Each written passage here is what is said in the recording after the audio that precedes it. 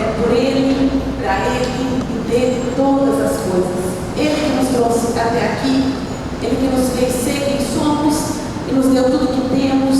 Por isso, eu repito, por Ele, dele e para Ele são todas as coisas. Parabéns pelos 15 anos. É dia de celebrar não apenas 15 anos, cada dia. Quando eu falo de cada dia, quando Jacó esteve diante de Faraó, o Faraó perguntou: quantos são os seus dias, os anos da sua vida? E Jacó respondeu: os anos da minha vida são 125, poucos e maus. Você acha 125 anos poucos? Poucos anos, quem viveu 125 anos, e maus. Eu não sei qual que era a visão de Jacó com relação ao seu passado, aos seus dias. Quer dizer, eu posso imaginar pela resposta dele. Talvez ele não conseguiu extrair da sua vida o melhor. Nós só temos uma vida. E mais, nós só temos o dia de hoje para extrairmos o melhor, para fazer o melhor. E deixa eu te falar uma coisa: não existe melhor fora da vontade de Deus e do propósito. É nele, é por Ele. Não tem recompensa. Nós acabamos de cantar: estou gastando os meus dias, perdendo tudo por amor. Ele traz consigo a sua recompensa. Não existe recompensa naquilo que você faz só para você.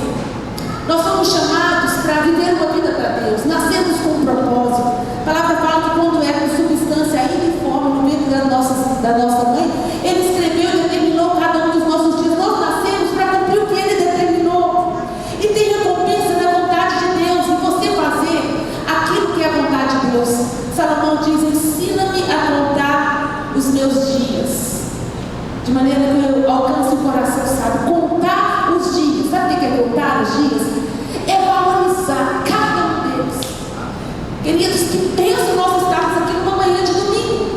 Ontem ainda a Lutinha falou: está na correria, né, pastor? Eu falei: bendita, preciosa correria. Que bom que eu estou na correria, que bom que eu estou cansada. Porque eu poderia estar com a minha nora numa UTI. Que bom, eu estou contando os meus dias, porque eu quero, como aconteceu hoje, né, que Deus chamou a ceia do nosso pastor, Helder Gates. Eu quero chegar diante dele, que eu tenho certeza que ele vai falar. Está falando, contemplando hoje o Cordeiro, face a face, e dizer: eu combati o bom combate, completei a carreira e guardei a fé. É o que eu quero dizer. Mas o bom combate que eu tenho que combater não é o meu, é o que Ele quer que eu combata. Nós precisamos contar e dar valor aos nossos dias para vivermos o propósito que Ele tem para nós. Se eu perguntar aqui para as mulheres: quantas bijuterias você tem? Alguém sabe? Alguma mulher sabe quantas bijuterias tem? Eu também não sei, tão pouco eu. Mas se eu perguntar: quantas joias você tem? Eu sei quantas joias eu tenho. Porque são coisas que eu dou valor. Não é difícil, eu tenho 3 joias, minha aliança e 2 brincos. São as joias que eu tenho na vida. Que bênção é poder valorizar cada dia.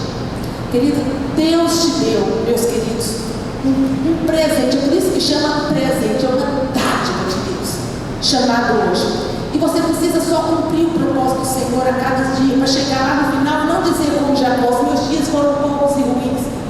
Para chegar lá no final, os meus dias foram suficientes e eu completei a minha carreira fazendo tudo aquilo que Deus planejou e escreveu para mim. É assim que a gente valoriza. E eu quero compartilhar um pouquinho com vocês essa manhã sobre isso, sobre aproveitar cada dia, aproveitar as oportunidades. Nós não temos 2 vidas, e nem eu nem você. Nós sabemos quando o Senhor vai chamar a nossa ceia. Todo ser humano, todo ser que nasce só tem uma única certeza. Ninguém sabe de nada ao nascer, a não ser que vai morrer. A morte é a única certeza da vida. Já parou para pensar?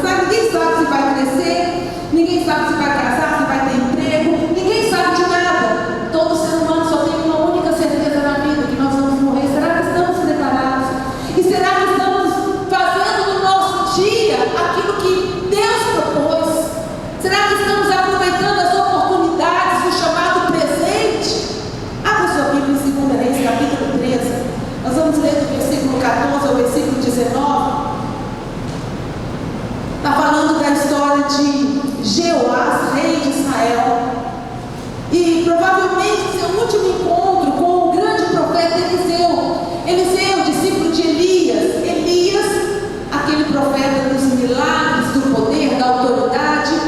E Eliseu é o profeta da porção dobrada, do dobro de milagres, do dobro de autoridade. Pensa no homem de Deus, pensa no homem que eu gostaria de ter perto, ter convivido, receber. Quem sabe ele dá uma porção quadruplicada. Eliseu era esse cara, ele estava no finalzinho da sua vida, talvez seus últimos dias, seus últimos momentos.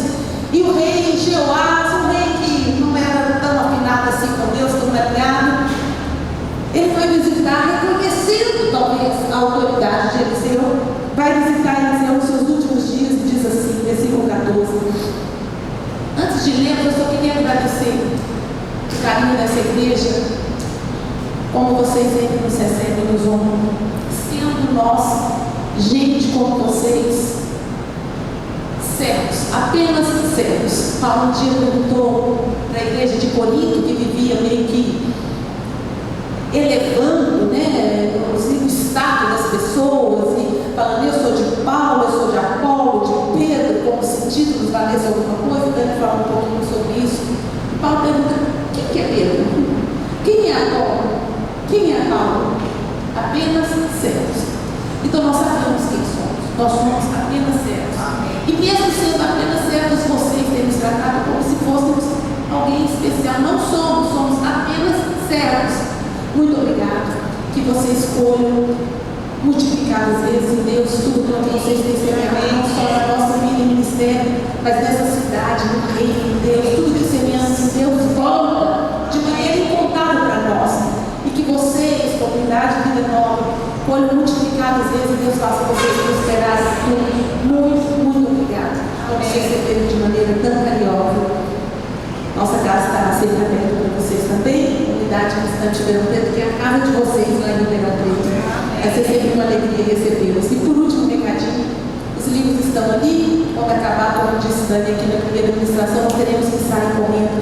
Então, se alguém ainda quer adquirir alguns livros, precisa ser logo que acabar a administração.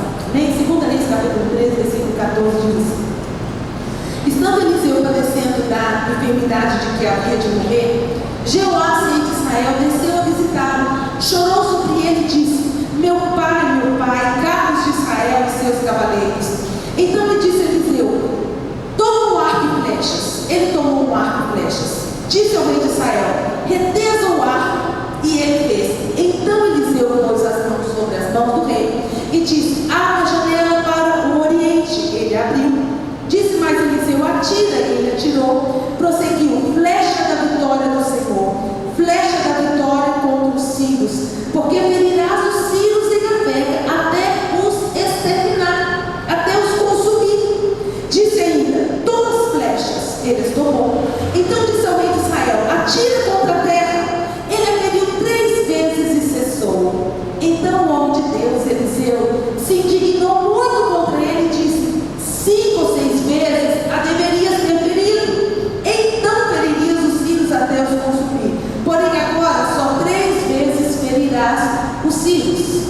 E depois eles permanecerão aí no seu calcanhar, incomodando, provocando prejuízos, como até hoje acontece. Queridos, quando eu leio esse texto, eu fico pensando e me colocando no lugar desse rei. Ele sabia quem era Eliseu, que Eliseu estava nos seus últimos dias, estando já em uma enfermidade que haveria de morrer. E ele vai ali, e Eliseu libera uma palavra profética. Um homem que nunca falhou nenhuma profecia, esse profeta da porção dobrada, libera uma palavra sobre aquele rei, a respeito dos seus inimigos. Os sírios era naquela época o povo que mais incomodava e trazia prejuízo. Vocês sabem quantas vezes os inimigos de Israel fronteiros entravam em Israel, roubavam todo o produto, todo o alimento na época da colheita. Às vezes tomavam cidades, levavam cativos as mulheres, crianças, causavam muito prejuízo a Israel. E de repente ele vai, talvez a última oportunidade, com o grande profeta Eliseu, e Eliseu libera uma palavra sobre os inimigos de Jeoás, os sírios, talvez o principal inimigo daquela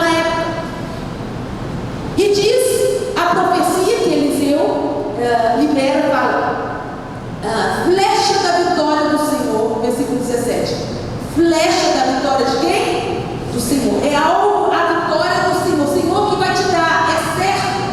Flecha da vitória do Senhor, flecha da vitória contra os sírios, porque você vai ferir os sírios, tu ferirás os sírios em Afeca até os consumir. Aquele povo que não dá descanso para vocês, você vai exterminar, você vai destruir o seu inimigo, vai ser a vitória completa, plena. Já pensou que peso isso, receber nos últimos dias da vida de um profeta, uma profecia e falar: meu Deus, enfim, eu vou descansar dos meus problemas, dos meus inimigos. E isso não se cumpriu na vida de Eliseu. Isso significa que tem profecias do Deus que não mente, do Deus que não se esquece, que não se cumpre na nossa vida. Sabia disso? E aí eu lembro da experiência que Dani talvez já tenha contado aqui, ou você já tenha lido em alguns livros dele. Um dia ele estava pensando a respeito dos sonhos que havia no seu coração, dos projetos, e ele foi pensando naquilo que tudo parecia que agradaria a Deus, porque a maior parte dos sonhos era a respeito da obra, do reino, não eram sonhos pessoais, era da igreja, de missões, e ele foi falando e imaginando aquilo, e de repente tem um medo no coração dele, uma pergunta: será possível que esses sonhos possam não se cumprir, mesmo parecendo o sertão de Deus? E ele fez essa pergunta ao Senhor: Senhor, será possível que esses sonhos possam não se cumprir? E a resposta foi: é possível. E Deus, aí ele ficou pensando: mas como assim? E buscou o Senhor nos próximos dias, e Deus deu uma resposta a ele: os meus sonhos não se cumprem quando é só um sonho, e os meus sonhos não se cumprem quando eu só sonho, e os meus sonhos não se cumprem quando eu sonho só. Ou seja, por mais que seja o sonho de Deus, a vontade de Deus, muitas vezes ela não vai ser cumprida nas nossas vidas por nossa causa, por nossa culpa. Você lembra da profecia que Samuel liberou sobre Saul no dia da Assunção? Para quem está reservado, mais precioso que é Israel, não é para ti, para os teus filhos, a tua geração, os teus descendentes? Entretanto, você sabe que Saul caiu nas mãos dos filisteus junto com os seus filhos, junto com Jonas, o herdeiro. Mas a profecia era que ele provaria e viveria o mais precioso, ele e seus filhos, mas não viveu. Assim como Sansão não trouxe a libertação esperada por Deus, apesar de ter sido investido de tamanho poder sobrenatural, por conta das suas atitudes e escolhas. Então, às vezes, nós recebemos, ou como igreja, ou pessoalmente, profecias de Deus, e às vezes não se consegue falar: mas aquele profeta não era muito do Senhor, eu acho que Deus me lembrou, ele se esqueceu. Mas tudo depende da nossa resposta à vontade de Deus, à profecia. Aqui, por exemplo, a profecia era certa: você vai consumir os teus inimigos. Aquilo já estava determinado nos céus. Entretanto, a resposta de Jeoás não foi aquela que agradou o Senhor. E os inimigos fugiram e escaparam de suas mãos, estavam nas suas mãos, mas escaparam. E esse povo de Israel precisou lutar, e até hoje luta contra os seus inimigos, ao redor, entre eles os sírios. O que pode ter acontecido com Jeoás? Eu me pergunto e pergunto a você: o que você acha que por que Jeoás deixou escapar a grande vitória da sua vida? O cumprimento da maior profecia, promessa de Deus na sua vida? Por que será? O que pode ter acontecido? Que vacilo foi esse? Que bobeira foi essa? Como alguém deixa escapar uma vitória já garantida nos céus? Por que nós perdemos bênçãos? Por que às vezes, em vez de ficarmos já livres das nossas lutas, permanecemos nelas? E talvez vamos permanecer até o fim, sendo que Deus queria já trazer a vitória. Por quê? Bom, a Bíblia não diz, mas eu quero sugerir para vocês aqui, para nós, nessa manhã, o que pode ter acontecido, repito, é uma sugestão, hipóteses, o que pode ter acontecido com Jeoás e o que pode estar acontecendo comigo ou com você, que pode levar o seu inimigo a te resistir por mais tempo ou até a prevalecer contra você. Sendo que a vitória já foi conquistada por nós há 2 mil anos atrás. Muitas vezes nós sucumbimos diante dos nossos inimigos porque temos a reação que Jeoás teve. A primeira coisa que eu quero sugerir para você que talvez tenha feito esse homem perder a grande oportunidade da sua vida. E quando eu falo em oportunidade, me vem a lembrança do filme, não sei se vocês assistiram aqui, um filme antigo, um estranho caso, um curioso caso de Benjamin Button. Lembra desse filme? Quem assistiu? Alguém lembra desse filme? Com Brad Pitt, né? Que ele começa o filme idoso e ele vai rejuvenescendo. E no meio do filme está a mensagem principal, o lema do filme, em uma frase que diz: a nossa vida é definida pelas oportunidades, mesmo as que perdemos. Então você define a sua vida com as oportunidades que você tem. E se você acerta na oportunidade, você define. E se você erra, você define. Se você toma alguma atitude, você está definindo a sua vida. Se você não faz nada diante de uma oportunidade, você está definindo a sua vida. E hoje é uma oportunidade que Deus está nos dando, que está definindo a sua vida amanhã.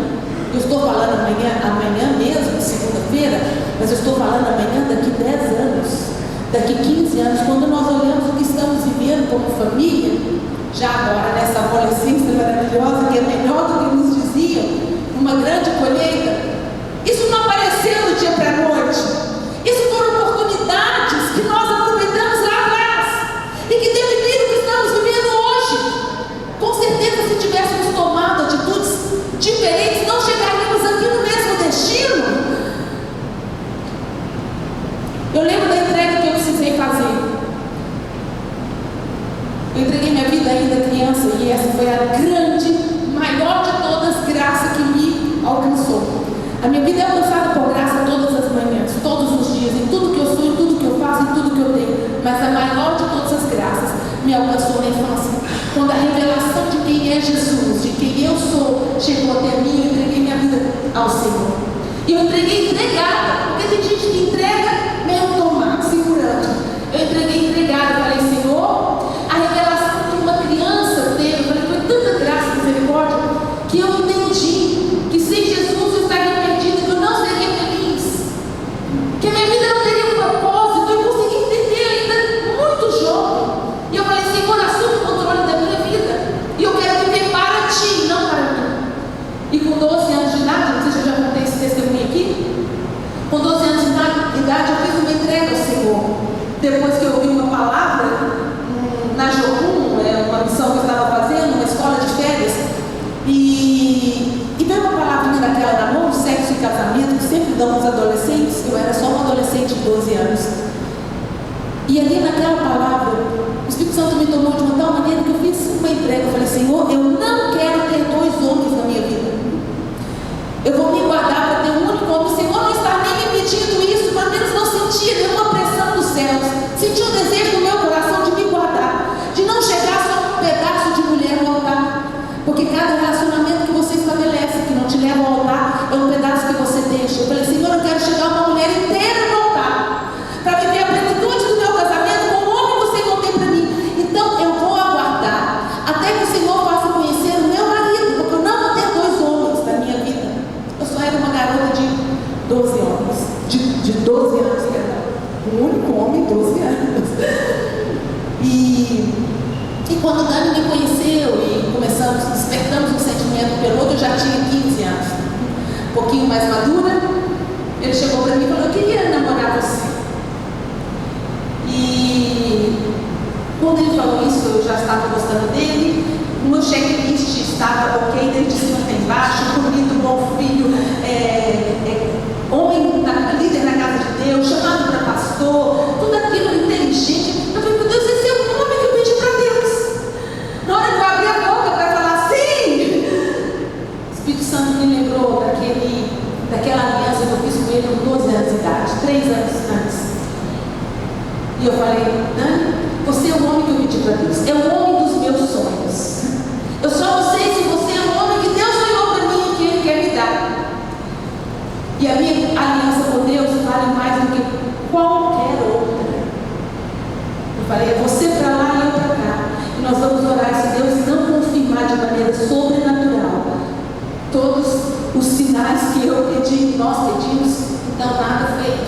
Apesar de você ser tudo aquilo que eu queria, tem uma coisa que eu quero mais do que você, que é o meu Jesus. Eu estou querendo falar isso, que são escolhas, queridos. É escolhas. A minha vida não foi uma vida perfeita, não foi sem crise, sem perda, sem dores, sem dificuldades. Mas a minha vida foi muito abençoada, respaldada, provida em cada luta, em cada dificuldade. Por quê? Porque é quando a gente escolhe a vontade de Deus. Não preciso falar, depois de alguns meses orando, Deus confirmou, era Ele. Estamos casados há 36 anos, um casamento abençoado. Por tantos frutos, porque quando Deus escolhe, quando você entrega, entregado para Ele tomar conta, são atitudes, são decisões que nós temos todos os dias. O que fazer do nosso casamento? O que fazer dos nossos relacionamentos, dos nossos dízimos? O que fazer dos nossos olhos, o que enxergamos? O que fazer desse aparelho celular que está roubando o nosso tempo? Deus, o que fazer são decisões que você está definindo a sua vida amanhã. O que fazer com o nosso tempo de devocional, oração, com a nossa transparência, a verdade, o que falamos, o que deixamos de falar, o quanto servimos, o quanto abençoamos, o quanto nos entregamos a essa geração, ao reino, à igreja. São decisões que está definindo o que você vai viver amanhã. Eu só espero que você esteja decidindo aquilo que Deus quer, porque se for a vontade de Deus, tem uma recompensa que extrapola qualquer preço que você tem que pagar. Você pode falar: meu Deus, me custa muito ser uma mulher sujeita, submissa, que serve. Me custa muito ser um marido presente, provedor. Não importa o que te custa, carinhoso. Eu tenho certeza que a recompensa não se compara ao preço que você paga para andar, para tomar decisões diárias que agradam a Deus. Não se compara. A recompensa é muito maior. De tudo que eu pude fazer, de todo tipo de renúncia, de entrega, não se compara tudo quanto Ele tem me dado. Eu estou querendo falar de oportunidades. A nossa vida é definida por oportunidades, mesmo as que perdemos. Tudo que você faz ou deixa de fazer está definindo o seu futuro, não só o seu presente e o seu futuro. Nós precisamos acertar em Deus. Joás definiu o seu futuro, definiu que a terra se estenderia até a sua morte, que os seus inimigos estariam de pé e fortes, causando-lhe prejuízo. Quem definiu isso não foi Deus, foi Joás. Ele escolheu. E por quê? A primeira coisa que eu quero sugerir: pode ser que Joás não tenha entendido que aquela palavra, aquela profecia fosse palavra de Deus para ele. Pode ser que ele tenha pensado: Eliseu já está meio doente, meio velho, meio gaga. Então, assim, porque afinal de contas, Eliseu falou: aonde estava o problema de Joás? Por que ele deixou escapar a vitória dos seus inimigos? Porque ele não atirou contra a terra 5 ou 6 vezes. Eliseu falou: abre a janela e atira contra a terra. Ele atirou 1, 2, 3 e parou. E aí Eliseu fica muito chateado, indignado, e fala: você deveria ter atirado 5 ou 6, então exterminaria os sírios. Agora eles vão permanecer. Sim, a minha Bíblia não diz que a direção do profeta foi: abre a janela e atira 5 ou 6 vezes. A sua Bíblia diz? Não, porque a minha não diz. Então, como que Joás ia saber que era 5 ou 6 vezes? Ele atirou tanto que ele achava que deveria, mas não o suficiente, não tanto que Deus queria que ele atirasse. E por quê? A primeira sugestão é que talvez ele não tenha dado peso a essa palavra. Talvez ele não tenha entendido que aquela direção fosse de Deus, fosse de um homem, ou só de um profeta. E talvez esse profeta estivesse meio gaga, que negócio de ficar atirando contra a terra, matando formiga. Eu não quero matar formiga, eu quero matar sírios.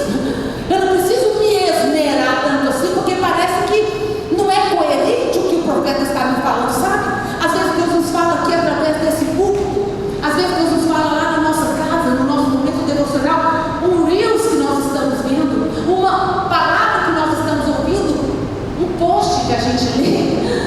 Às vezes Deus nos fala, você sabe que é a voz de Deus, mas como você não viu o anjo, como você não viu Deus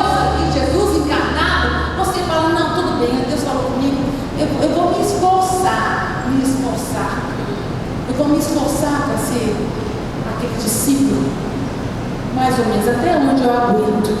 Então talvez eu não tenha dado peso de que Deus falou, e eu vou cumprir dando o meu melhor. O que falta para a gente dar o melhor? O melhor nas nossas casas, nos nossos relacionamentos, aqui na igreja, nessa sociedade, para essa cidade basta. O que a gente pode fazer como igreja para dar o melhor? Será que a gente está dando só 2 ou 3 vezes? Servir nessa cidade só com o resto, com um pouquinho da nossa força? O que a gente precisa fazer, queridos, para colher a bênção completa de Deus no nosso casamento? Para destruirmos de uma vez por todas o desrespeito, o ciúme, seja o que for. Será que a gente está chegando no nosso melhor? Isso me faz lembrar de Naamã. Vocês lembram de Naamã? O grande general, ele era sírio também, da Síria. Um homem de muitas patentes, reconhecido, porém, leproso. Naamã tinha uma lepra, diferente dos nossos dias. Lepra era uma doença incurável e contagiosa. Incurável e contagiosa. Então os leprosos viviam afastados quando a sua doença se tornava manifesta.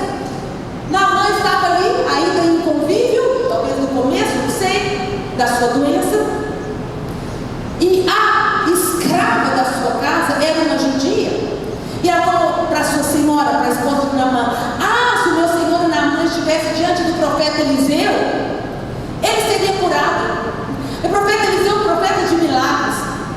E aí, falou para Naamã: olha, essa empregada aqui, essa escrava está falando que se você for até Eliseu, você vai ser curado da sua lepra. Era só a voz de uma escrava. Valeria dar atenção?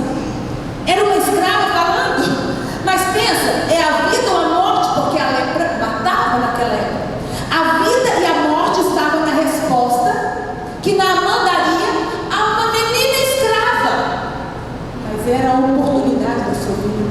Se ele não tivesse ouvido a menina escrava, teria morrido cedo, comido pela lepra, perdendo pedaços do seu corpo, afastado dos seus queridos. Mas aquele dia era o dia da sua oportunidade. Dá ouvidos à voz de uma escrava menina. E Naamã deu. E foi para lá, na casa de Eliseu, juntou a sua comitiva e foi lá. Parece que ele está crendo que aquilo vem de Deus. E ali, quando chega na casa de Eliseu, Eliseu não sai para recebê-lo. Eliseu manda um dos seus servos dar a resposta para Naamã, falou: olha, fala para ele mergulhar 7 vezes no Jordão e ele vai ser curado. E quando o servo vem falando: olha, o meu senhor Eliseu disse para você mergulhar 7 vezes no Jordão e você vai ser curado, ele diz: o quê? Eu pensava que Eliseu viria, estenderia o tapete vermelho por minha conta, mas me receberia, faria por mim uma oração poderosa e eu seria curado. Ele sequer veio me receber, quer saber, eu vou embora. Irmãos, agora era a voz do servo de Eliseu e a vida e a morte na frente, nas mãos de Naamã. Ele vai escolher o quê? Era só o servo do profeta, nem o profeta era. E ele começa a voltar para trás, em direção à sua morte. A lepra, as suas dores, o afastamento da sua família é uma decisão. De repente, um dos seus servos que vieram com ele fala: meu senhor, você já chegou até aqui, o que te custa? Ele falou: não, mas na minha terra tem rios mais limpos, sagrados. Por que eu vou mergulhar aqui no Jordão? Mas o que te custa? É um sim ou não para definir o futuro. Um casamento, uma profissão, uma promoção, um ministério, uma multiplicação. É um sim ou não. São as oportunidades de darmos o melhor. E ele resolve ouvir. Deu uma chance e fazer o seu melhor, descer 7 vezes nas águas sujas, imundas, para escolher a vida. Sabe, queridos, às vezes as águas são sujas que não devemos descer. Ele precisou se despir, expor a sua lepra, a sua dor, a sua vergonha, se humilhar na frente dos seus servos ali, passar uma vergonha, não sei, e descer em águas sujas. São escolhas, porque às vezes o caminho da bênção e da vitória